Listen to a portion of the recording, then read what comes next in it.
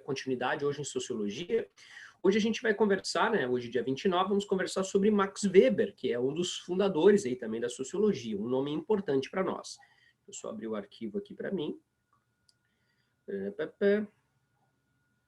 Bom, na semana passada nós tratamos de Emile Durkheim. A gente viu que o Emile Durkheim, ele é o efetivo fundador da sociologia, né? Ele é o cara que vai efetivamente fundar a sociologia, ele vai conseguir convencer a comunidade científica de que é necessário, sim, uma ciência específica da sociedade, que vai receber o nome de, né, deixa eu só dar uma melhoradinha aqui, que vai receber o nome de sociologia, esse neologismo criado pelo Augusto Comte. A gente viu que a sociologia funcionalista do Emile Durkheim parte de princípios do positivismo, aqueles princípios de interpretação filosófica sobre a história humana e sobre a sociedade humana. Tá chegando a Rita aí também, muito bom dia, Rita, seja bem-vinda. E a gente viu que os princípios positivistas, né, cunhados, elaborados pelo Augusto Comte, nos forneceram uma interpretação naturalista da vida em sociedade. A sociedade era interpretada como um fenômeno natural como qualquer outro, ou pelo menos a sociedade seria regida por leis da natureza, assim como acontece com os fenômenos naturais. Leis invariáveis, gerais, ou seja, vale para todas as sociedades. E entre essas leis, as leis da evolução, o evolucionismo, né, seria um desses processos. Uma das características de interpretação do positivismo é a sua crença evolucionista. Ora, e se a sociedade é regida pelas mesmas forças, né, da natureza, então a sociedade poderia ser estudada e interpretada a partir da aplicação dos mesmos métodos das ciências da natureza. Aliás, é essa aplicação dos mesmos métodos que garantiria a cientificidade do conhecimento sociológico. Quer dizer, se a sociologia, para ter validade, ela precisa ser tal como uma ciência da natureza. Aplicar os mesmos métodos e lidar com um objeto que seja tão empírico, né, tão empiricamente verificável na realidade, quanto são os objetos da natureza. E também por conta disso, né, o pensador seria um pensador neutro no campo da investigação. Ele deveria realizar uma pesquisa livre de juízo de valor. O Emile Durkheim, portanto, vai conseguir colocar esses princípios em prática, vai convencer a comunidade acadêmica de que é sim necessária uma ciência específica da sociedade, uma vez que a sociedade seria um fenômeno sui generis, a gente viu, né? Um fenômeno único, um ente a par na realidade, um objeto específico da realidade que demanda, portanto, uma ciência específica. E segundo Emile Durkheim, essa ciência seria a sociologia, e essa ciência poderia ser tão empírica quanto as outras ciências. Ele vai dizer, olha, a sociedade ela é um fenômeno a mais, além dos indivíduos, não é a mera reunião dos indivíduos. Forma-se um organismo social a partir da interação entre os indivíduos, e esse organismo é dotado de uma consciência própria, que ele vai chamar de consciência coletiva. A consciência coletiva acaba elaborando padrões, crenças, visão de mundo, representações coletivas, né? Como se fosse uma consciência do nosso cérebro, vamos dizer assim.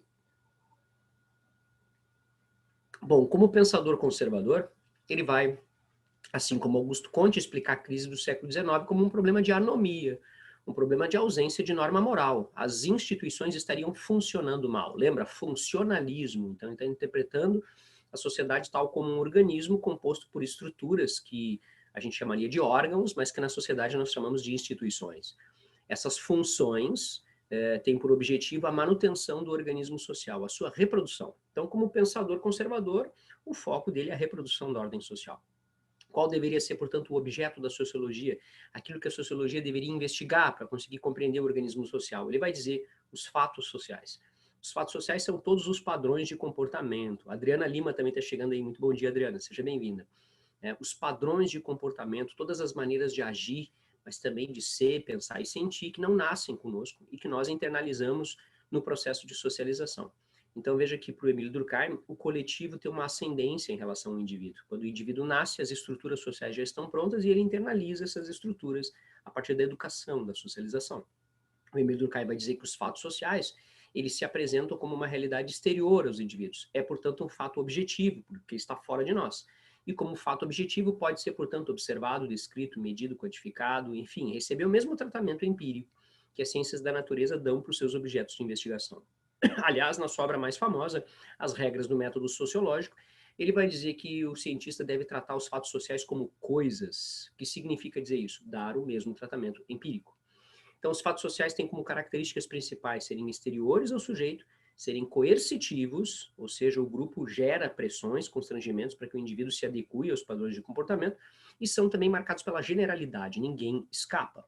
Entre os estudos mais proeminentes, mais famosos deles, estão os seus estudos sobre suicídio, os seus estudos sobre crime, que ele vai considerar como normal dentro de certas taxas, e anômico, no caso da sociedade do século XIX, e a sua ideia de solidariedade social como um produto resultante da divisão social do trabalho. Estou tomando um chazinho aqui, pessoas quentes, porque aqui onde eu estou tá frio. Hoje a gente vai começar com Max Weber. O Weber é um cara que vai tomar um outro rumo. Um rumo diferente da sociologia funcionalista e positivista do Emile Durkheim. Pessoas, o Weber foi um pensador contemporâneo ao Emile Durkheim. Porém, ele sofreu outras influências, né? A influência positivista sobre o Weber não foi tão forte assim, ao contrário, ele recebeu influência de outras correntes do pensamento alemão, que vão justamente afastar o Weber do positivismo. O Weber vai adotar uma postura de antipositivismo. Tu deve lembrar que o positivismo tem aqueles princípios que eu te disse: naturalismo, evolucionismo, a ideia de neutralidade, das ciências da natureza como modelo metodológico, etc. O Weber vai negar esses princípios, vai ir para o outro lado. Eu quero fazer contigo agora uma incursão inicial no campo do pensamento filosófico de Weber, certo? Essa primeira parte da aula aqui vai ser uma discussão, uma abordagem sobre o pensamento filosófico do Weber. E depois disso é que a gente vai chegar na teoria sociológica dele propriamente dita. É a teoria sociológica do Weber que cai na prova. Então, essa primeira parte aqui tu não precisa te preocupar em decorar, só precisa nem memorizar ou coisa do tipo. Só precisa te preocupar de compreender, de entender o que está em jogo. Por que entender é tão importante? Para tu poder saber por que ele tomou outro rumo, que não o rumo do positivismo, e também porque, embora as questões geralmente não tratem de questões sobre o pensamento filosófico de Weber, estão implícitas nas questões estes elementos filosóficos do Weber.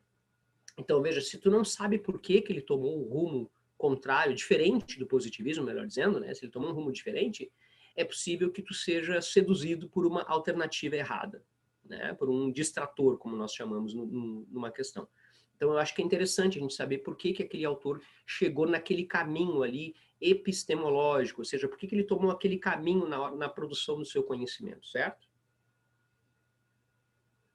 Então, essa primeira parte aqui não é uma primeira parte, assim, técnica da sociologia, mas é mais filosófica. E aí, logo em seguida, a gente entra na questão técnica.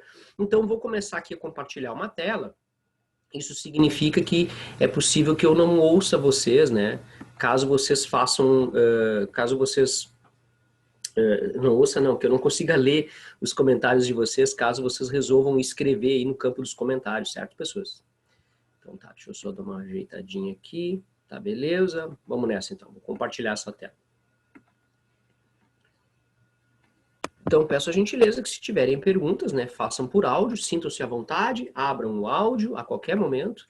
E quem não puder usar o áudio, aí escreve aí no campo de bate-papo, e aí eu peço a gentileza de algum outro colega ou outra colega, né, passar a ler a pergunta e fazer esse meio campo, aí, fazer essa intermediação para mim. Muito obrigado. Bom, vamos lá, então.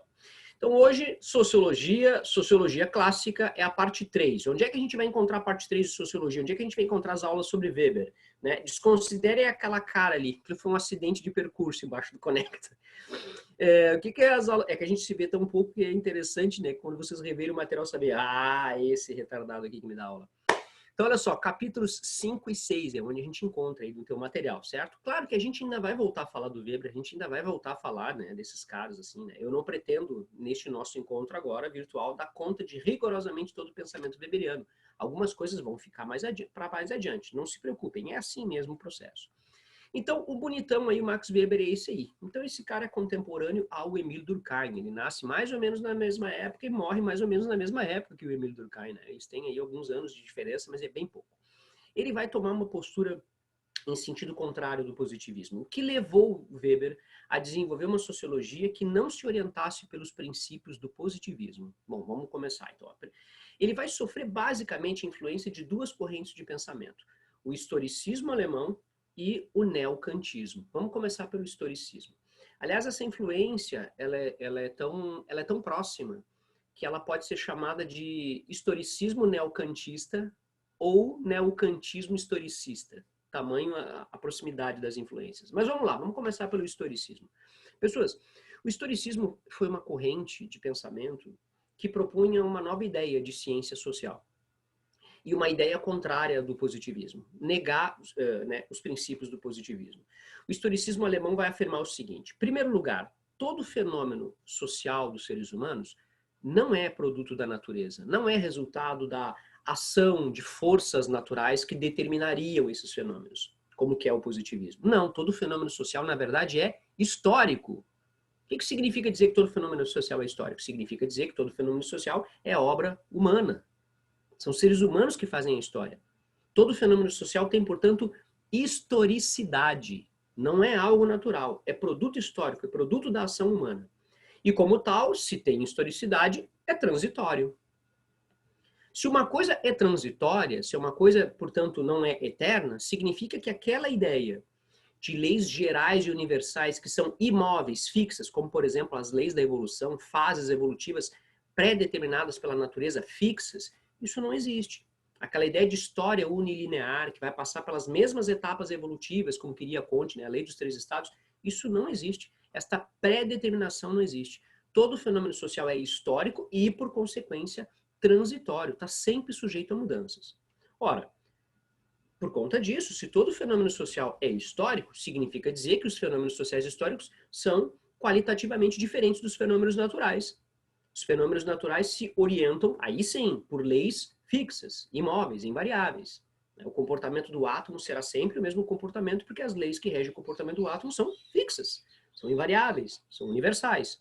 Bom, se os fatos sociais históricos são diferentes dos fatos naturais, então exige-se uma ciência diferente. Ela não pode ser uma ciência de mesmo teor, ela não pode pura e simplesmente aplicar os mesmos métodos de investigação consagrados pelas ciências da natureza.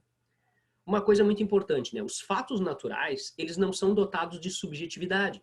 Ou seja, o átomo em seu comportamento, ele não tem vontade própria, ele não tem desejos, crenças, ambições, qualquer fator subjetivo que lhe leve a tomar um ou outro caminho do seu comportamento. Não, ele tem uma ação que é determinada por fora, de fora. Esses caras estão dizendo, não, nos fatos sociais e históricos não é assim. Na presença da ação humana existe a subjetividade. As crenças, os desejos, as inclinações, as ambições, os contextos que são absolutamente imprevisíveis e contingenciais. Então o historicismo está valorizando os elementos subjetivos da ação humana. Aquilo que não pode ser tratado do mesmo jeito que as ciências da natureza tratam os seus objetos. Aquilo que não dá para ser tratado de um ponto de vista empírico. Só há uma maneira de eu tratar os elementos subjetivos a partir da interpretação. Todo fato social e histórico não é, portanto, puro e nem neutro. Não é determinado de forma exterior. Não. Os fatos sociais e históricos, eles nascem daquilo que está dentro do coração e da mente dos homens. Então, os elementos subjetivos são essenciais para a compreensão dos fenômenos sociais e históricos. Outra consequência importante, né? Opa, já que não dá para eu empregar os mesmos métodos das ciências da natureza, eu tenho que rever, portanto, a minha ideia de pesquisador. O positivismo diz que o pesquisador tem que ser neutro diante do objeto de pesquisa. E aí os historicistas vão chamar atenção para uma coisa. Tanto o investigador como o objeto, eles são também produtos históricos, eles estão imersos no rio da história. Um pensador, ele é de acordo com o momento histórico em que ele vive. A sua mentalidade corresponde ao momento histórico em que ele vive. O pesquisador, portanto, ele também é historicamente condicionado. Ele tem um ponto de vista e ele tem uma escolha metodológica que está condicionada ao momento histórico em que ele vive. Ele não é um sujeito de fora, que não passou por uma socialização, que não internalizou uma cultura, uma visão de mundo. Não, ele também passou por isso. Então ele também é um sujeito historicamente condicionado, tanto quanto o seu objeto. O seu objeto é comportamento social humano, são outros seres humanos interagindo. E ele também é um ser humano. Então é como se esse sujeito estivesse estudando a si mesmo. Existe uma identidade entre o sujeito e o objeto, né? O objeto é um objeto cultural, é o comportamento social humano, um fator cultural, e o ser humano, aquele que investiga, o sujeito, também é um ser cultural. Então, de certa maneira, quando o sociólogo investiga a vida em sociedade, ele também está investigando a si mesmo, porque ele está investigando o produto histórico que nós chamamos de humanidade. Então, aqui é um problema. Não há aquele distanciamento, né, como ocorre nas ciências da natureza. O distanciamento aqui que eu estou falando não é um distanciamento físico, tá, pessoas? É um distanciamento filosófico, epistemológico. Veja, o químico ou o físico, ele não se confunde com o átomo que ele está investigando. O átomo é uma realidade e o observador é outra. Eles não têm uma identidade, né? Então, aqui há um distanciamento necessário. Agora, no caso de um investigador social investigar a própria vida social, esse distanciamento não existe. Em alguma medida ele está comprometido com um conjunto de critérios, de valores, né, de elementos subjetivos que condicionam a sua percepção sobre o mundo. Qual é a consequência desse último item aí? A ciência não é neutra como querem, né, como queriam os positivistas. A ciência, ela é uma área de atuação humana que também está condicionada por fatores políticos, sociais, econômicos, etc. Né? A ciência ela não é uma ilha, ela não é uma ilha imune ao que acontece no resto da sociedade. Não, a ciência também sofre pressões, também sofre influências desses condicionamentos, desses fatores políticos, sociais, enfim, culturais, ideológicos, etc., que são contingentes. Então, a ciência não é neutra, ela também é historicamente condicionada. E o cientista precisa de ter isso em mente, ele precisa entender que o conhecimento que ele produz também é historicamente condicionado. Significa que existe mais de uma possibilidade de se investigar a realidade, que não aquela que o cientista julga ser neutra, ser invariável, ser universal e geral.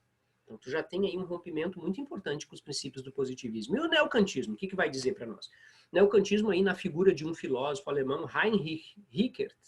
O Rickert foi um cara, né, contemporâneo também ao Weber, como tu pode observar pelas datas, eles mais ou menos nascem na mesma época e morrem mais ou menos na mesma época, né? Claro que o Rickert ainda chegou a viver, né, 16 anos a mais ainda que o Weber, mas é mais ou menos na mesma época, né? Segunda metade do século XIX, primeira metade do século XX. Esse é o principal influenciador. O neocantismo foi uma corrente que surge na Alemanha aí no século XIX, tentando recuperar, revalorizar o pensamento do Kant, que havia sido ofuscado pelo pensamento do Hegel durante um bom tempo. Hegel havia se tornado a grande moda intelectual alemã no século XIX, e esses caras estão tentando recuperar o pensamento do Hegel. Bom, entre os postulados do Hegel que os neocantistas vão trazer para poder pensar uma ciência da sociedade. Primeiro, a realidade ela é infinita. O ser humano não consegue, a partir da sua investigação, dar conta de toda a realidade. Ou seja, a teoria humana ela sempre será insuficiente para dar conta da complexidade do real. A teoria é uma espécie de caixinha, de quadradinho, em que a gente tenta enquadrar uma realidade que é maior. Então eles vão dizer, o nosso ponto de vista acerca da realidade ele é sempre parcial, ele é sempre limitado. O Kant dizia que nós, seres humanos, temos estruturas a priori no nosso cérebro. Nós nascemos com essas estruturas que condicionam a maneira como nós percebemos o mundo e, por consequência, condicionam a maneira como nós lidamos com as informações que nós coletamos do mundo. A gente vai voltar ainda a falar isso do Kant, tá? Quando nós estudarmos epistemologia. O Kant tenta sair de uma dicotomia, de um debate que havia na era moderna, que era entre o racionalismo e o empirismo. Então ele vai propor uma saída, que é estudar a própria razão, os limites e os alcances da razão. Essa revolução copernicana do conhecimento ficou conhecida como criticismo ou apriorismo kantiano. A gente ainda vai voltar nisso. Mas enfim, Kant está nos dizendo que o ser humano consegue conhecer a realidade, mas não em sua totalidade. Porque há um limite naquilo que o ser humano consegue perceber e há um limite naquilo que ele consegue processar em termos racionais da informação que ele percebe. Então os neocantianos estão chamando a atenção para isso. A realidade é infinita, é impossível um conhecimento total da realidade. Ou seja, aquela pretensão positivista de identificar, de descobrir leis universais que expliquem toda a realidade social, de toda a humanidade ao longo de todos os tempos, isso seria impossível. Esse fenômeno vai ser sempre mais complexo.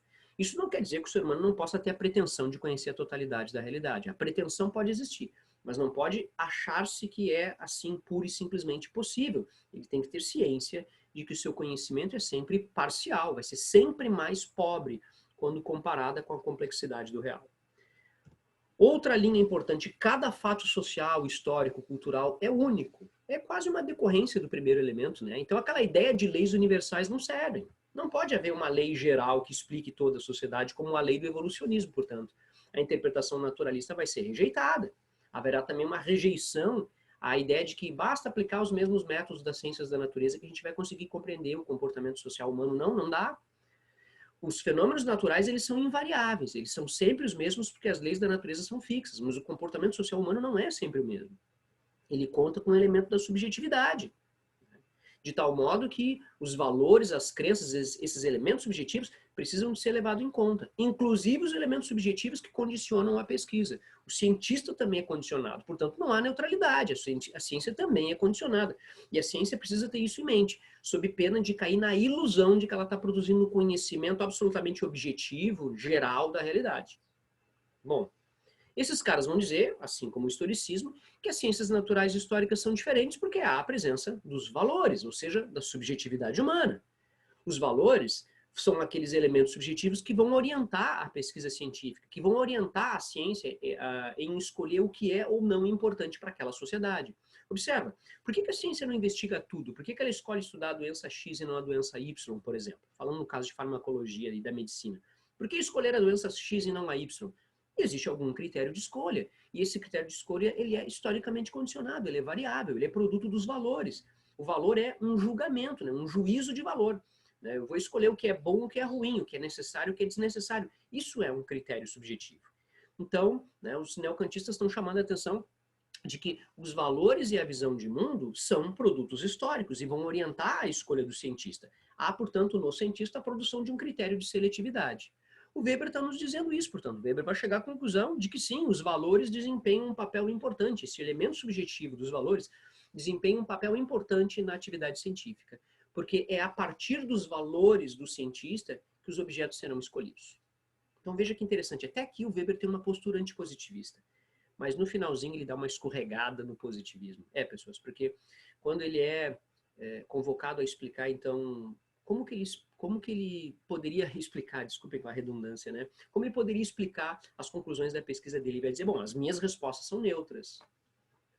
Os valores, a minha subjetividade pode escolher o meu objeto de investigação, mas não devem influenciar nas respostas que eu ofereço.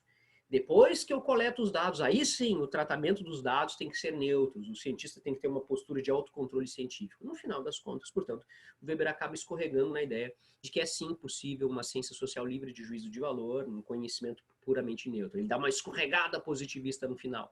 Mas isso não invalida a obra do Weber, pelo amor de Deus, gente. É só chamar a atenção de uma contradição aqui. Mas para todos os efeitos, o Weber é um pensador antipositivista, influenciado pelo historicismo e pelo neocantismo. Ele vai rejeitar todos aqueles postulados do positivismo acerca da interpretação da vida em sociedade. Então, a sociologia funcionalista do Emile Durkheim, por exemplo, não funciona para ele. Ele vai propor uma outra ideia. Diferente, né, do Comte e do Durkheim, que eram pensadores conservadores, o Weber é um pensador liberal. Ele se alinha com o pensamento da burguesia liberal. Ora, tu sabe que o liberalismo coloca ênfase em quem? No indivíduo. E o Weber não vai fazer isso de maneira diferente. Para o Weber, o indivíduo vem antes da coletividade. Né? Se para o Emile Durkheim, pensador conservador, o coletivo molda o indivíduo, o coletivo tem uma ascendência, uma primazia, e a ordem social, a saúde do organismo social tem que dar a partir do submetimento do indivíduo ao coletivo, o Weber, como pensador liberal, vai pensar o contrário. Para o Weber, a sociedade existe não porque ela é um ente abstrato, né? Perdão, um ente metafísico que tem existência própria, que forma uma consciência coletiva e que molda o indivíduo, algo objetivo, externo ao indivíduo. Weber vai negar essa ideia. Para o Weber, o que existe concretamente são indivíduos interagindo. E ao interagirem, os indivíduos produzem as estruturas sociais, produzem as instituições, são responsáveis pelos acontecimentos históricos. Então, na verdade, é o inverso para o Weber. É o coletivo que é produto do indivíduo e não o contrário. E como que o indivíduo vai, portanto, formar a vida coletiva? A partir da interação que ele estabelece com outros indivíduos. A essas formas de interação, Weber vai dar o nome de ação social. Ação social aqui não tem a ver com caridade, tá, pessoas? Ação social é toda aquela ação que um indivíduo dirige a outro indivíduo. E o indivíduo sempre faz isso movido por um propósito, por algum interesse, ou seja, por algum elemento subjetivo. Então, os fenômenos históricos, as instituições humanas, as estruturas, elas só vão fazer sentido para a ciência se elas forem interpretadas em sua subjetividade. Ou seja, é necessário compreender o que move os indivíduos do ponto de vista subjetivo, o que lhes move a agir de uma determinada maneira em relação aos outros indivíduos, aos outros grupos de indivíduos. Então, o Weber está nos dizendo o seguinte, olha, a sociedade como quer Durkheim, esse ente, né, metafísico que paira sobre as cabeças dos indivíduos, que existe a partir dos indivíduos, mas não se confunde com eles, isso é falso, isso é uma mera abstração. O que existe concretamente é indivíduos interagindo. A sociedade é, portanto, nada mais do que produto da ação social humana. E a ação social humana ela está sempre orientada por sentidos, ou seja, por valores, por critérios subjetivos, por elementos subjetivos, emoções, vaidades, decisões racionais, não importa. Tá? Então vamos lá. Qual seria o objeto da sociologia, portanto, segundo Weber? Aquilo que a sociologia deve investigar é a ação social humana. Ele chamou de ação social para a gente não confundir com ação humana pura e simplesmente. Ação, por exemplo, eu posso levantar e caminhar. Isso é uma ação humana. Mas não é uma ação social porque essa ação não foi dirigida a outro sujeito. Essa ação, para ser social, ela tem que ser dirigida propositalmente a outro sujeito ou a outro grupo de sujeitos. Precisa de haver, portanto, um sentido, uma direção, uma intencionalidade, um significado, um propósito. Se eu estou andando na rua ou num ônibus e eu esbarro em alguém, isso não é uma ação social. Isso foi um acidente. Agora, quando eu viro para essa pessoa e peço desculpas para ela, aí já passou a ser ação social. Porque eu dirijo uma ação para outra pessoa com uma determinada intensidade, uma intencionalidade, com um determinado propósito. Então, veja, se a ação social ela é dotada de sentido, ela é dotada de subjetividade, é necessário, portanto, uma ciência que interprete esses elementos subjetivos. E não uma ciência que dê um tratamento empírico, objetivo, como é lá a sociologia funcionalista do Durkheim, tratar os fatos sociais como coisas. Não. Aqui, o cientista social, o sociólogo, terá que mobilizar as suas capacidades interpretativas. Ele vai ter que mobilizar os elementos subjetivos dentro dele para conseguir fazer essa tradução, essa interpretação daquilo que ele identifica, né, subjetivamente na ação social humana. É por isso que a gente diz que a sociologia do Weber é uma sociologia compreensiva. Então, a sociologia do Weber ela é muito diferente da sociologia do Emile Durkheim. A sociologia do Emile Durkheim tratava de elementos exteriores ao indivíduo. A sociologia do Weber trata de elementos interiores. A sociologia do Durkheim desprivilegia aquilo que é subjetivo. Entende que só aquilo que pode ser tratado de um ponto de vista empírico positivista é que é válido, né? Ou seja, fatores externos ao indivíduo. Aquilo que é observável externamente. Weber não. Weber está trazendo para dentro do indivíduo. A subjetividade, o funcionalismo positivista coloca ênfase nas estruturas coletivas, no coletivo, enquanto que a sociologia weberiana coloca ênfase no indivíduo. Mas ainda assim, embora eles sejam tão diferentes, tenham pontos de partida filosóficos tão diferentes, ambos os pensamentos, tanto o pensamento conservador do Emile Durkheim, quanto o pensamento liberal do Max Weber, representam em alguma medida a visão de mundo burguesa. Porque não são sociologias que estão, digamos, interessadas em conhecer as contradições sociais, os elementos de oposição, as lutas sociais. Não é esse o objetivo. Esses caras querem entender, basicamente, como a sociedade se estrutura e funciona. Nisso eles são semelhantes. Então, esse cara vai nos dizer que a ação social humana, portanto, deve ser o objeto da sociologia.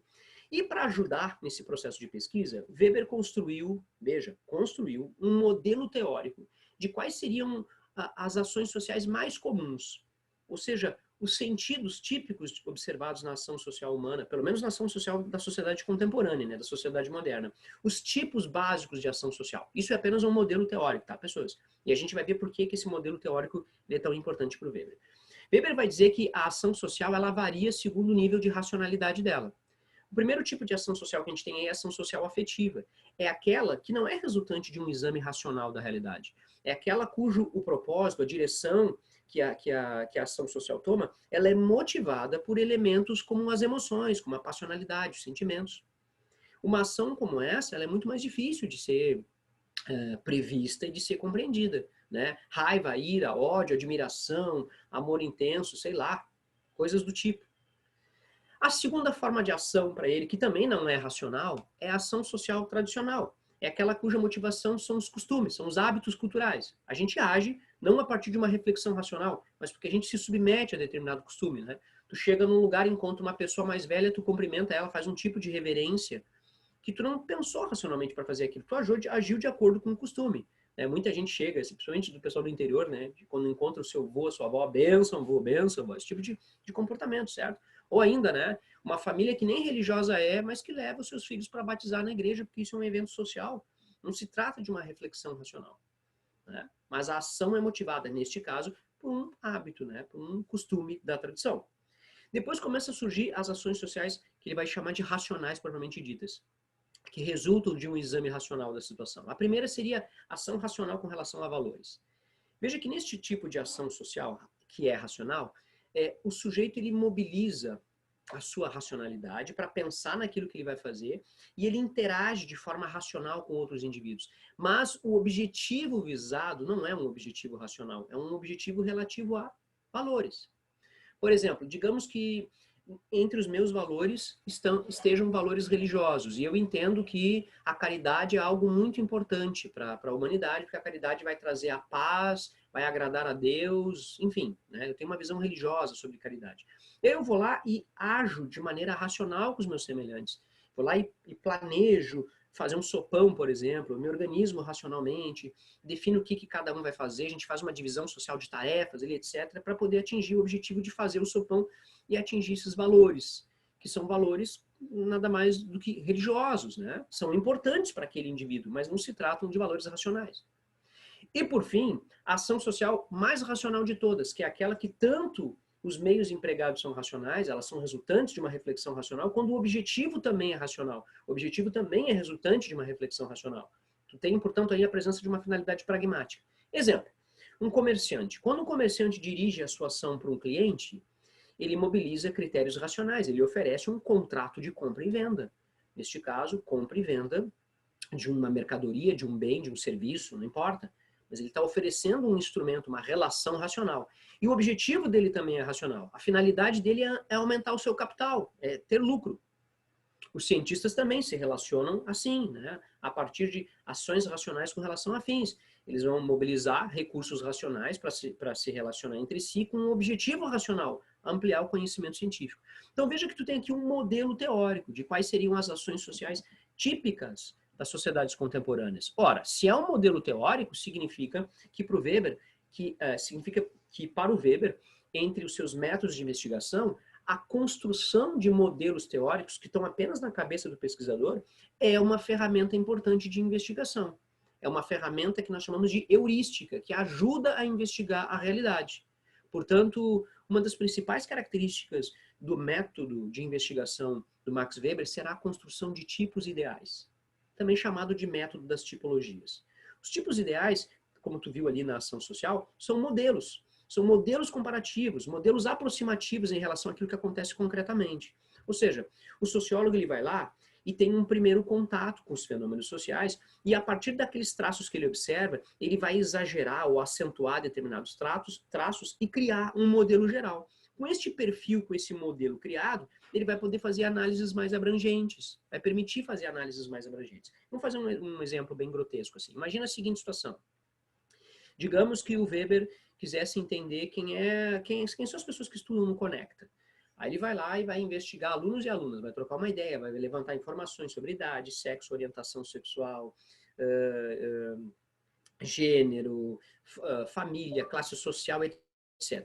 Levante todo esse conjunto, né, de informações. Ora, uma vez que ele levanta todo esse conjunto de informações, o Weber vai lá e cria um modelo ideal de quem seria o aluno. O perfil médio, o perfil típico do aluno que frequenta o Conecta. Aí ele chega lá e diz, olha, o aluno do Conecta é, na verdade, uma aluna. É menina, tem entre 17 e 21 anos, quer fazer medicina por influência da família, quer fazer medicina na Universidade Federal, tem a intenção de fazer pós-graduação na hora X, né? Estudou em escolas particulares, pertence à classe média, renda mensal de tanto até tanto. Entende? Ele criou um modelo ideal. Não quer dizer que cada um de vocês especificamente vai se enquadrar nesse modelo ideal. Mas com este perfil ideal do aluno do Conecta, ele poderia estudar, por exemplo, o perfil médio de alunos de outros cursinhos. Isso permite ter, portanto, uma análise mais abrangente sobre quem são os alunos em geral que são estudantes de MED em Porto Alegre. Então é assim que a gente trabalha, né, com esses perfis ideais. Eles não são uma cópia exata da realidade, mas são um instrumento heurístico, um instrumento, né, comparativo, aproximativo, que permite análises mais abrangentes. Outra coisa importante que o Weber vai nos deixar, pessoas, é a sua teoria acerca do capitalismo. Bom, tu deve lembrar que a sociologia nasce no século XIX e ela nasce com o objetivo de entender a crise do século XIX. Entender a crise do século XIX implica conhecer a sociedade capitalista. Porque, afinal de contas, a crise do século XIX acontece na sociedade capitalista, né? Capitalista moderna. Bom, o Durkheim nos produziu uma teoria sobre a sociedade capitalista. Para o Durkheim, o capitalismo é um desenvolvimento necessário da evolução humana. Ele está se orientando por por o princípio positivista, evolucionista, naturalista, né? O Weber vai dizer outra coisa. O Weber, ele tinha, digamos assim, ele tinha antes dele, melhor dizendo assim, né, o pensamento do Marx, que foi um filósofo, historiador, economista e também um sociólogo muito importante que antecedeu Weber, que produziu uma sólida investigação acerca da sociedade capitalista, investigação essa que exerceu uma influência muito grande na intelectualidade, principalmente dos grupos revolucionários. Então Weber ele tinha que ao mesmo tempo dar uma resposta ao positivismo francês, do Comte, do Durkheim, e ao mesmo tempo uma resposta a essa sociologia dialética que a gente vai ver na próxima aula, né, materialista dialética, do Marx. Ele é um pensador liberal, ele não é revolucionário como Marx, mas nem tampouco um conservador como Durkheim. Então ele vai oferecer uma outra teoria do capitalismo. Uma teoria que nós hoje, não foi ele, mas nós hoje chamamos de uma teoria culturalista, porque ele vai enfatizar aspectos culturais do capitalismo. Ele não está negando que a dimensão econômica seja importante, como Marx havia dito. Marx centrou a sua análise nas categorias econômicas, que explicariam por que o capitalismo é como é e por que a crise do século XIX é como ela é, ou era como ela era. Já o Weber, ele vai enfatizar categorias culturais, embora ele reconheça a importância das categorias econômicas. Então é por isso que a gente chama a teoria dele de uma teoria culturalista. Primeira coisa, que ele já vai arrancar logo de cara. O capitalismo é um sistema econômico que visa a busca de lucro a partir de práticas de mercado. Como isso já aconteceu em outros momentos da história, e não só na sociedade capitalista contemporânea, Weber vai dizer, o capitalismo já houve em outras épocas. Já houve várias vezes o capitalismo como sistema econômico. Porém, o capitalismo contemporâneo ele é diferente dos outros que já existiam. Este capitalismo que ele vai chamar de capitalismo moderno, ele também é um sistema econômico que busca por lucro através da prática de mercado, mas ele tem uma característica que os outros não tinham. Um caráter racional, predominantemente racional da mentalidade das pessoas, que vai orientar a ação social. A subjetividade da ação é dada por fatores cada vez mais racionais. E o uso do trabalho livre, do trabalho assalariado. Em outras sociedades capitalistas de outras épocas, tu teve trabalho escravo, né, trabalho por servidão coletiva. As decisões nem sempre eram decisões orientadas por critérios racionais, mas decisões orientadas a subjetividade da ação social muitas vezes é orientada por valores religiosos, por crenças tradicionais e assim por diante. Então ele vai dizer, não, a sociedade capitalista moderna ela é diferente.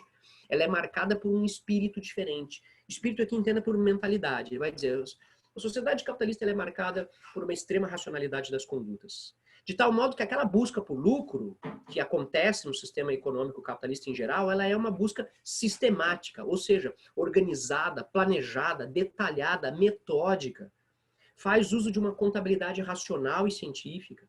A produção industrial também é, nesse sentido, uma expressão dessa racionalidade crescente. A produção industrial é o resultado da investigação científica acerca dos fenômenos naturais que permitiu criar a tecnologia das máquinas de produção. Ora, como é que se forma este espírito extremamente racional? Como é que se forma este capitalismo, que é um sistema que busca o lucro de forma sistemática e cada vez mais racional? Ele vai localizar essa origem em fatores culturais. Ele vai dizer, houve a confluência de dois elementos culturais importantes, o advento da reforma protestante e a ciência moderna. Esses dois fatores combinados vão produzir essa busca sistemática pelo lucro que nós chamamos de capitalismo moderno. Onde é que ele faz, né, essa sua elaboração teórica? Em uma das suas principais obras, né, A Ética Protestante e o Espírito do Capitalismo, por isso que eu botei em negrito aí para ti. Brevemente, porque o meu tempo já está estourando, vamos ver um pouquinho dessa obra aqui, ela não é, né, o seu cerne não é difícil de entender. Ele vai me dizer que na era moderna, pois não? O senhor Paulo Silva avisou que vai começar às 8h40 hoje. Ah, tá. Muito obrigado, muito obrigado. Quem é que avisou?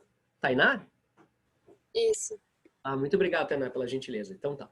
Então agora eu consigo descansar um pouquinho mais. Então vamos nessa, né? Então veja, o Weber está nos dizendo nessa obra Ética Protestante e o Espírito do Capitalismo que na era moderna, por conta daquele conjunto de transformações muito profundas que eu já havia estudado contigo, houve uma crescente racionalização da vida. Os seres humanos passam a pensar de maneira cada vez mais racional sobre a sua realidade social e natural. Né? A natureza, o universo e a existência humana, incluindo a vida social, passa a ser pensado a partir de critérios cada vez mais racionais. Weber vai chamar isso de desencantamento do mundo. O mundo se torna um lugar cada vez menos encantado, menos mágico. Então, cada vez menos o pensamento teológico tem espaço. Tudo isso por conta da revolução científica, sem dúvida, né? E pelo movimento antropocentrista que a filosofia vai tomar a partir do renascimento cultural. Então, o mundo moderno implica a construção de uma nova visão da realidade. Isso vai afetar não apenas o sistema econômico capitalista, como vai afetar inclusive o próprio Estado. Antes, o Estado, ele era um Estado absolutista, marcado estruturado por elementos religiosos, né? O rei era considerado o representante de Deus na Terra. Ele era aquele que tinha contato direto com Deus, né? O Papa ia lá e investia o monarca de poder, colocava a coroa na cabeça do rei. Agora a coisa começa a mudar de figura. O Estado agora ele começa a ser um Estado burocrático. Agora o Estado começa a ser administrado não mais de forma religiosa, mas segundo critérios técnicos científicos. Aí vai surgir esse conceito de burocracia. A burocracia, pessoas, é um corpo técnico de pessoas com qualificação científica, racional para administrar as partes do Estado. Aí tu vai ter administradores, contadores, economistas, gerentes, etc. e assim por diante. Bom, então tu observa que a era moderna é uma era de crescente racionalidade, é uma era de revolução científica. Do ponto de vista da religião, tu sabe, vai haver a ruptura com a Igreja Católica, que é a Reforma Protestante, que vai acontecer nos séculos XVI e XVII. Tu sabe que a Reforma Protestante, do luteranismo e calvinismo, tem como alvo a Igreja Católica. Os caras estão descontentes com as práticas da Igreja Católica. Eles percebiam uma contradição entre o que a Igreja Católica defendia em sua doutrina e as suas práticas. A doutrina católica defendia uma vida de miséria, condenava o lucro e a riqueza, que era tudo aquilo que a burguesia vivia, que era do qual, né, a burguesia vivia, mas ao mesmo tempo essa mesma Igreja Católica se tornava cada vez mais rica.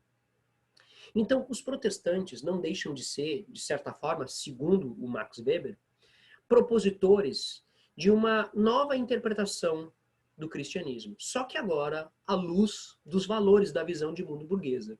Então Weber está nos dizendo, os protestantes, eles trouxeram foi uma reinterpretação do cristianismo, só que agora à luz dos interesses burgueses. Na Idade Média, né, no pensamento católico medieval, o trabalho era desvalorizado e a riqueza gerada pelo trabalho também era desvalorizada. Os católicos do período medieval entendiam que o trabalho era uma punição de Deus aos homens. Essa visão negativa do trabalho foi herdada do Império Romano. A palavra trabalho vem do latim tripalium, que significa 3 paus. Era um instrumento de tortura adotada na Roma Imperial. Então, para o pensamento medieval cristão, o trabalho era uma punição porque os seres humanos teriam cometido o pecado original. Adão e Eva teriam comido o fruto proibido, sido expulsos do paraíso, e aí teriam que trabalhar, sobreviver a partir do suor do seu próprio rosto. Né? Então, trabalho e punição. Então, o camponês tinha que trabalhar como meio de pagar a dívida que ele tinha com Deus. Ele estava sendo punido. Tá aí a riqueza gerada pelo trabalho. Essa riqueza ela é nefasta, ela não pode produzir riqueza. O trabalho tem que ser só de subsistência. O lucro e a riqueza de vindo da atividade mercantil são pecados, são tentações do diabo. A riqueza é algo negativo. O ser humano tem que, assim como Jesus, levar uma vida miserável, de extrema miséria, porque somente assim ele vai poder entrar nos reinos dos céus. A salvação, portanto, ocorre depois da morte, desde que o sujeito tenha levado uma vida miserável, de bastante trabalho e de miséria. Puxa vida, né, gente? Isso é a antítese da atividade comercial da burguesia. Então, a burguesia não encontrava espaço, né? Ela não encontrava representatividade religiosa. Aliás, a Igreja Católica vai perseguir burgueses, especialmente burgueses, judeus e assim por diante, de outras etnias. A Reforma Protestante vai trazer uma nova moral, né? Vai propor uma moral puritana de valorização do trabalho. O trabalho não vai ser mais visto como fonte de se pagar os pecados, de expiação, né, de punição. Não, ao contrário. O trabalho vai ser fonte de salvação espiritual. O trabalho agrada a Deus. O trabalho rende honras e glórias a Deus. O trabalho ele deve ser vocacional. Segundo os protestantes, Deus dá uma vocação para cada pessoa. E se cada pessoa trabalhar de acordo com a sua vocação, essa pessoa vai prosperar. E se ela prosperar, é sinal de que Deus já está gostando dela. Ela já está começando a ser salvo em vida. Olha só que curioso isso. Em vida começa a salvação e depois a salvação continua após a morte. O trabalho, ele não deve ser um lazer, não. Ele é obrigado. Lembra-se que essa moral puritana ela é marcada por um ascetismo. O que é ascetismo, pessoas? É a defesa... O ascetismo é uma moral que defende uma vida austera, uma vida sem nenhum tipo de exagero, uma vida rigorosa, assim, sabe? Uma vida... Come pouco, dorme pouco, cabelinho cortado, bem vestido, levanta cedo para trabalhar, trabalha, né, de domingo a sexta, no sábado, né, no sábado vai para a igreja, é aquela coisa bem certinha, bem sexo só para reprodução, né, então uma recusa de prazeres materiais de qualquer forma. Então o sujeito tem que trabalhar, tem que negar o ócio. O negócio era aquilo que era, né, o ócio era aquilo que era praticado pela igreja, né, e pela, ou não praticado pela, né, pela nobreza. Então é necessário negar o ócio, negócio, daí vem a palavra negócio. Então toda a prosperidade, toda a riqueza gerada por esse trabalho vocacional vai ser algo abençoado, vai ser sinal de predestinação. Então, para esses caras aqui, não é preciso esperar morrer. Começa a ser salvo já em vida, desde que trabalhe e agrade a Deus. Só que essa riqueza, a riqueza gerada, né, esse sinal de prosperidade, não deveria ser gasto em prazeres mundanos. E nem tampouco ser entesourado. Lembra? É uma moral ascética. Tá, e aí o que faz com essa riqueza? Então o sujeito trabalha para agradar a Deus, começa a gerar riqueza e faz o quê? Joga fora? Não. Reinveste a riqueza. Reinveste para gerar mais trabalho. E ao gerar mais trabalho, vai gerar mais fonte de salvação. Percebe, pessoas, que tudo isso é antítese da visão medieval de trabalho. A visão medieval de trabalho condenava o trabalho, condenava a riqueza. E agora esses caras não estão valorizando o trabalho e valorizando a riqueza gerada pelo trabalho e vão chamar a atenção que a riqueza tem que ser reinvestida. Pessoas, é aqui que nasce o espírito do empresário moderno.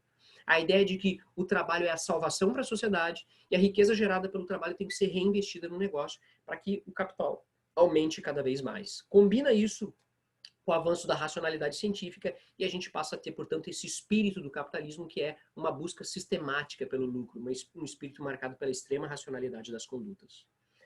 Certo, pessoas queridas, foi um grande prazer ter encontrado vocês, né? Vou deixar esse material também à disposição no grupo do Facebook, né? A descrição também do que foi trabalhado aqui. Na semana que vem a gente trabalha aí o último nome da sociologia clássica, né? O Karl Marx. Qualquer dúvida, estou sempre à disposição, né? Vocês podem entrar em contato comigo, né? Através lá do Facebook e aí a gente se vê na semana que vem, tá? Ah, o professor Paulo Silva já chegou aí então, né?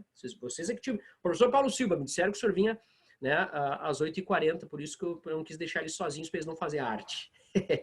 Tô indo lá, gente. Tenham um excelente final de semana, tô sempre à disposição. Um abração, se cuide, gente. Valeu, tchau, tchau.